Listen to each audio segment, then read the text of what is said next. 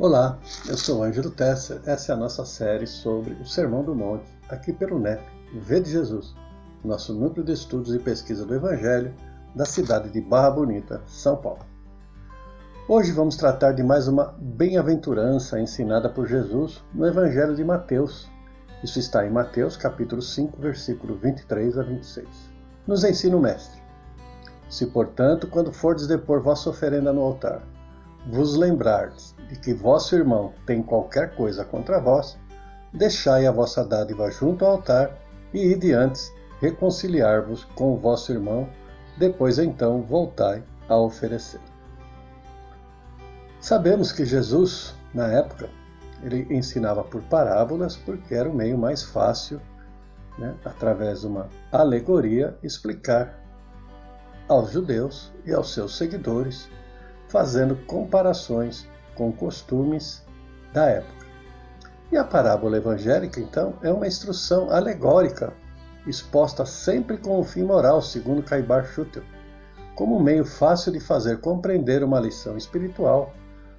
Pelo menos é a opinião do evangelista Mateus quando diz, abre aspas, todas estas coisas falou Jesus ao povo em parábolas, e nada lhe falava sem parábolas, para que se cumprisse o que foi dito pelo profeta.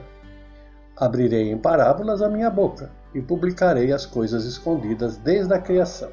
Isso está em Mateus, capítulo 13, versículo 34 e 35. E Caibar Schutel, ele complementa ainda, no livro Parábolas e Ensinos de Jesus. A palavra de Jesus não pode passar nenhuma vírgula. Lhe deve ser tirada a luz de resplandecer das trevas para iluminar os homens à senda da perfeição, o que o Mestre veio traçar. No Evangelho segundo o Espiritismo, no capítulo 10,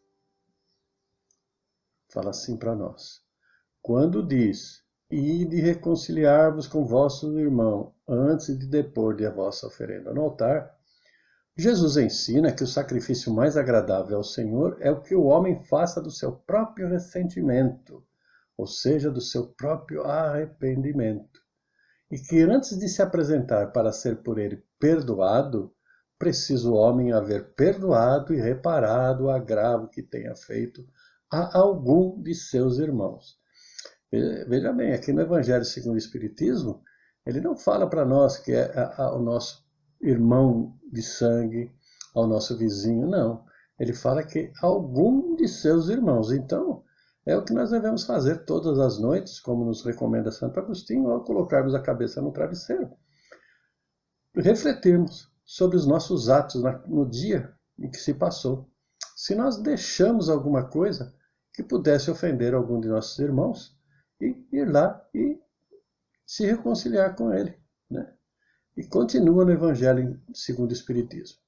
Só então a sua oferenda será bem aceita, porque virá de um coração expungido de qualquer pensamento mau. Ele materializou o preceito porque os judeus ofereciam sacrifícios materiais, ou seja, os judeus na época ofereciam os sacrifícios materiais, lembra lá, os bezerros, os objetos, Então, cabia-lhe, cumpria-lhe conformar suas palavras aos usos ainda em voga, ou seja, naquela época. O cristão não oferece dons materiais, pois que espiritualizou o sacrifício. Com isso, porém, o preceito ganha ainda mais força. Ou seja, nós oferecemos nossa alma a Deus, E ela tem que ser purificada, o nosso espírito tem que ser purificado. E nós sabemos que essa purificação vem através dos nossos atos, das nossas atitudes. Não são os atos externos, até o nosso pensamento, o que falamos, o que pensamos. Então, tudo isso nos ajuda no progresso, no nosso crescimento espiritual. E antes de nós irmos lá a Deus, oferecer alguma coisa a Ele, vamos primeiro nos reconciliar com nossos irmãos. Porque o Espiritismo nos ensina que Deus criou todos os espíritos simples e ignorantes, mas nós somos destinados à angelitude. Ele nos fez não imediatamente perfeito, mas com possibilidade de perfeição. E lhes assegurou a liberdade de escolher os próprios caminhos e a responsabilidade pelas suas escolhas. Ou seja, Deus nos deu a liberdade de escolher. A escolha é nossa.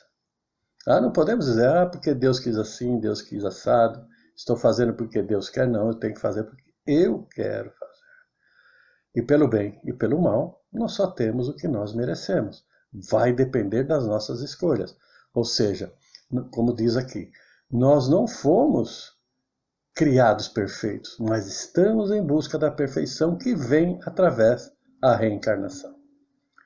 No Livro dos Espíritos, na questão 917, consta que o egoísmo é a imperfeição humana mais difícil de desenraizar porque deriva da influência da matéria, ou seja, o egoísmo está conosco. Enquanto permanecer o egoísmo conosco, né, como também diz nos Livros dos Espíritos, a miséria não vem de Deus, a miséria é coisa do homem, né, coisa nossa. E para nós extirparmos o egoísmo de nós mesmos, o que nós temos que fazer? Conhecermos a nós mesmos. Por quê? O egoísmo vai enfraquecendo à medida que a vida moral, ou seja, a moral vai preponderando sobre a vida material, né? Então precisamos pregar e praticar a moral.